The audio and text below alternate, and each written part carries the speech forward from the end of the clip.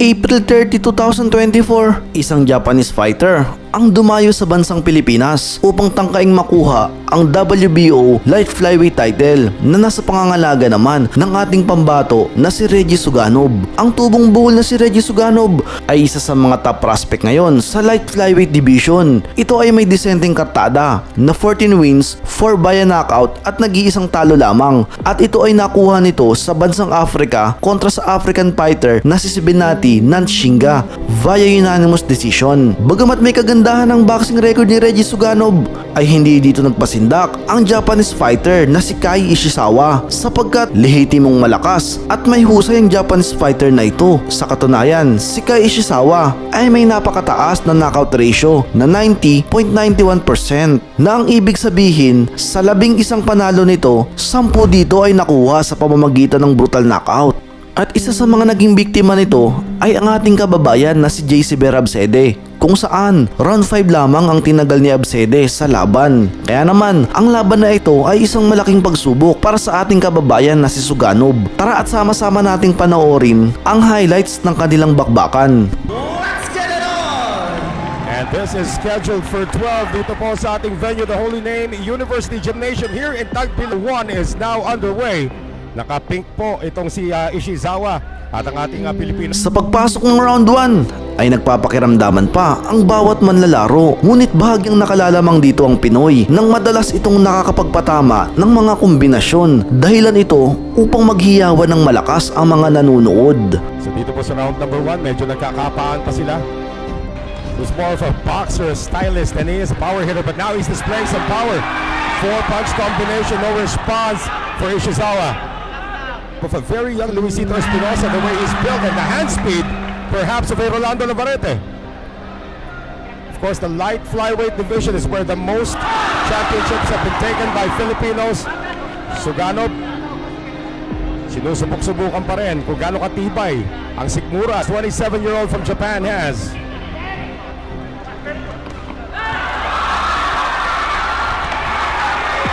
Ishizawa absorbing some punishment. That's a left hook to the head. More shots to the head coming from Suganov. Final seconds of round number 1.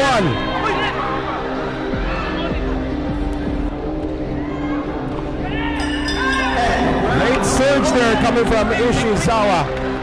But round for his first loss against a fellow. Sa round 2 ay patuloy pa rin nakalalamang ang ating kababayan nang magawa nitong pakainin ng mga uppercut at mga hook punches ang Japanese fighter. Si Noel Zarate para sa PTV4. Nakahatid po sa inyo ng world-class boxing between the Filipino phenom Reggie Suganov versus Kai Ishizawa of Japan. Some connections there, medyo shaken po. Ito si Ishizawa, left open again on the face. The right hand has been a very deadly weapon para dito. Here, siyempre sa pagbubukas sa round number 2, buhos ka agad ang binigay dito ni Filipino phenom Reggie Suganov. Now trying to go for the body Ishizawa, which could be a good idea against a taller fighter. Tanda po natin that Ishizawa only a shade above 5'1", but he's got a lot of power. Good center of gravity for 12. Now body shots being exchanged by both fighters. And it appears that Suganov has now tasted how powerful those punches can be. Mukhang hindi niya pa masyadong iniinda. An advantage and about a 4-inch reach advantage as well. Shots to the body. Better defense actually here for Ishizawa, pero nakakalusot pa rin. So far the strategy of the Japanese fighters just plow forward and try to go for the body. Final 10 seconds of the round.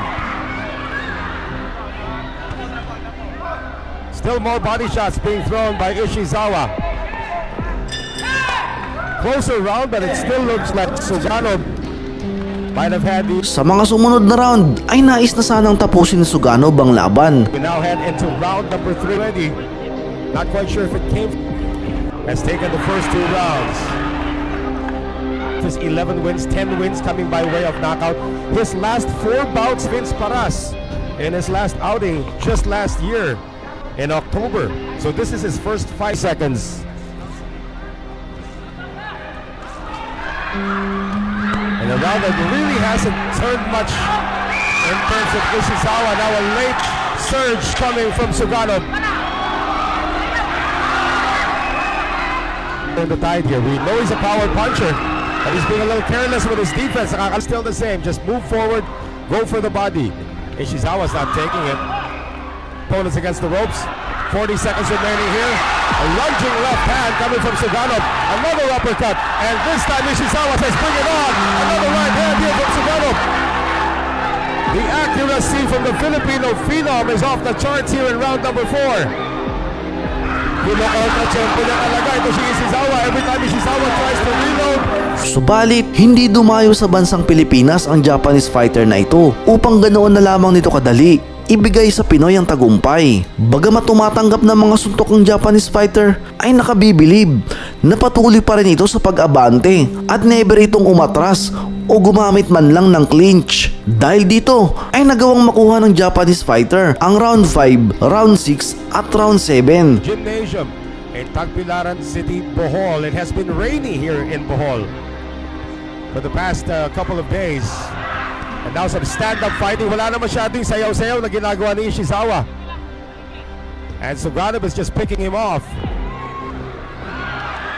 That was actually a first round knockout. Some infighting now between the two. Final minute of the 5th. When you see your opponent's white gloves with a little bit of blood, you're already concerned. So far, Ishizawa is actually doing well until that right hook delivered by Suganov, but now Ishizawa, his game. Oh, good exchange there. Ishizawa had the better of it though. Another jab coming in for the Japanese. A lot of misses here for Suganov. Dagdag pa dito, ang sugat sa noo ng Pinoy na nagdudulot ng matinding pagdurugo. Delikado ito sa part ni Suganov sapagkat maaaring ipatigil ng doktor ang laban at ideklar na panalo ang Japanese fighter. Time in, sabi ni Attorney Taptasan. We are back. Sa pagpapatuloy ng laban ay mababaka sa mukha ng parehong mandirigma ang hirap at tindi ng bakbakan. Suddenly, bumuhos na naman si Suganov. Not very accurate on the punches, but still enough to get the crowd into it. Ito ay dahil sa halos magkapantay nilang lakas na pinapamalas ng bawat isa. Body exchange. About a minute remaining here in the 6th. Ang Japanese fighter na si Ishizawa ay halos nakapikit na ang mga mata dahil sa tinamong mga suntok nito. Ang Pinoy naman ay walang tigil ang pagdurugo ng noo nito. Gayunpaman, nagpatuloy lamang na mainit ang takbo ng sagupaan. Good left coming from Suganov.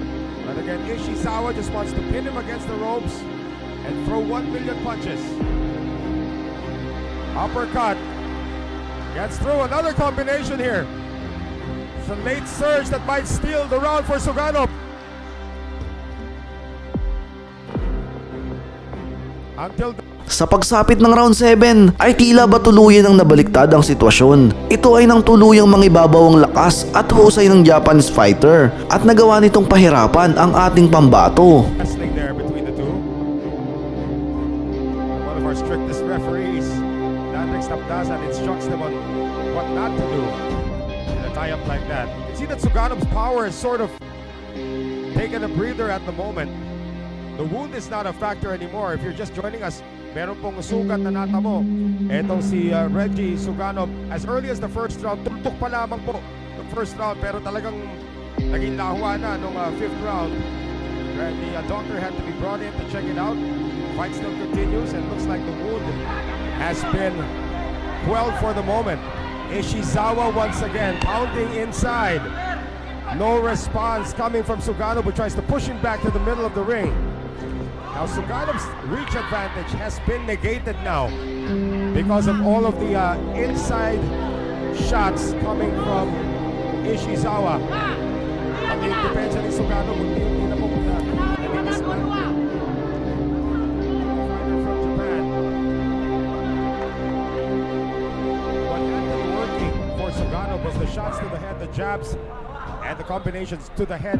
Kasi unti-unti na nga napapasara na niya yung mata ng kanyang kalaban. But in this case, boy, Ishizawa looks like the first 5 rounds was just a testing. 2 combination shots. Launched there by Suganov. Hindi man lang natinag. Ito si Ishizawa. Now Ishizawa has been knocked out once in his career. And he did suffer that knockout loss against Masataka Taniguchi in 2019. Make that in 2022. It was a 10th round TKO.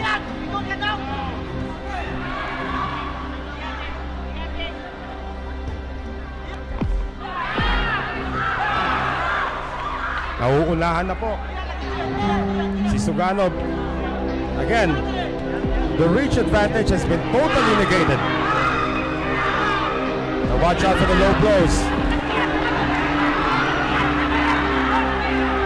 Taniguchi has really, Ishizawa has really flipped the script here.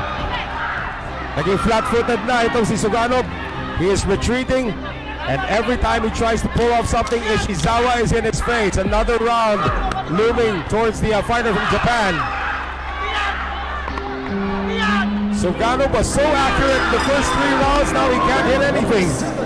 And Subalit sa pagsapit ng round 8 ay nakipagsabayan na rin ng lakas sa lakas ang Pinoy. Ito ay dahil habang tumatagal ang laban ay lalong lumulubha ang pagdurugo ng sugat nito sa ulo na maaaring maging sanhi ng pagkatalo nito. Kaya naman nagdesisyon na ito na ibigay na ang buong lakas nito sa round 8 upang magkaalaman na kung sino talaga ang totoong matibay. Ishizawa now body hunting.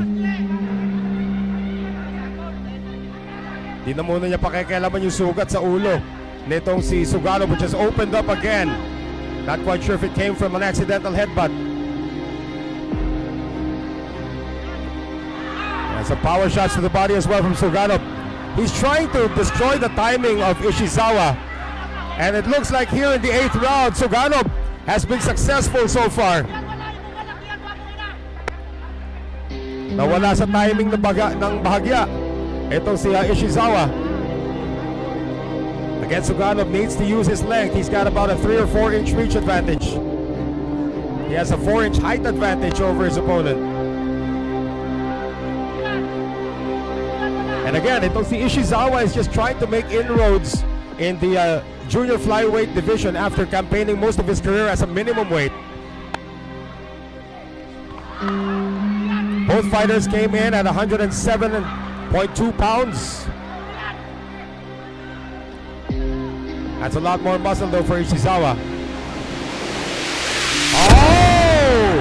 Ishizawa got staggered there. Hanggang maya-maya pa ay isang left hook mula sa Pinoy ang tumama sa ulo ng Japanese fighter. Hindi ito bumagsak, subalit ito ay naging dahilan ng pagkawala nito sa balanse hanggang sa sinundan pa ito ng isang 1-2 combination na tuluyang nagpabagsak sa matapang na Japanese fighter. By the left hook coming from Suganov, and another one.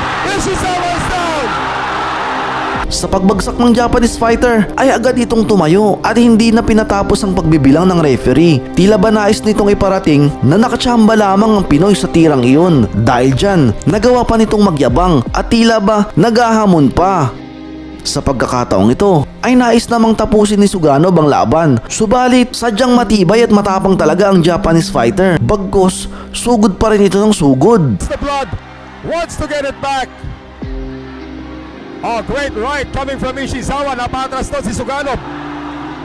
Ishizawa missing. Less than a minute remaining here in this pivotal 8th round.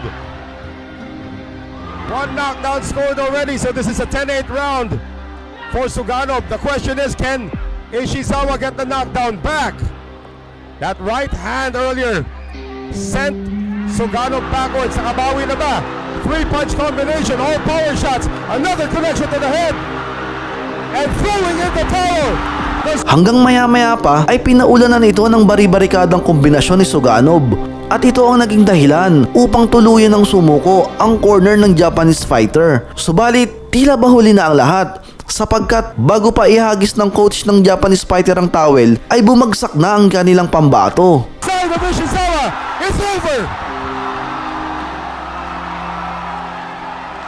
Malubha ang pinsalang tinamo ng Japanese fighter at nangailangan pa ng stretcher at oxygen upang ilabas ito sa venue. Dito ay nakuha ni Reggie Suganov ang panalo at matagumpay nitong depensahan ang kanyang titulo. Kahanga-hanga naman ang pinakitang lakas at tapang ng Japanese fighter. Kung ating matatandaan ay never itong umatras sa buong panahon ng laban. Subalit hindi ito naging sapat upang makuha nito ang tagumpay sa kamay ng isang Pinoy na mandirigma. Kung nabitin ka naman sa ating video ay inaanyayahan kitang mag-subscribe at pindutin ang bell button para updated ka sa mga kalidad na boxing topic. Maraming salamat po.